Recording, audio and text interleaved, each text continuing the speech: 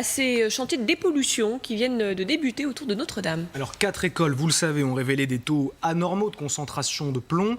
Le chantier du groupe Saint-Benoît, du groupe scolaire Saint-Benoît par exemple, a été mené en urgence totale en 2 jours. Il va coûter 200 000 €. Reportage sur place de Mathieu Desmoulins et Johan Chérifi.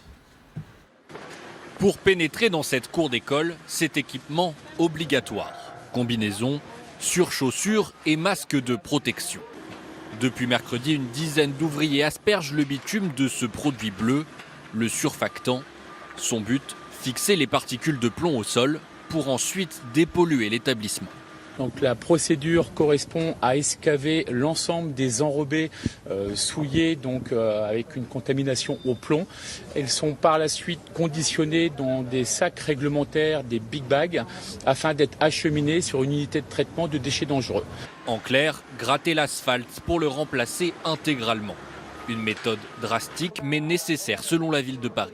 Lors de la première série de prélèvements et d'analyses, les niveaux étaient de l'ordre de 7000 microgrammes par mètre carré dans chacune des cours. Après la première intervention de nettoyage au jet d'eau, les niveaux ont été diminués à peu près de moitié. Et là, définitivement, suite au débituminage, la contamination au plomb sera totalement éliminée.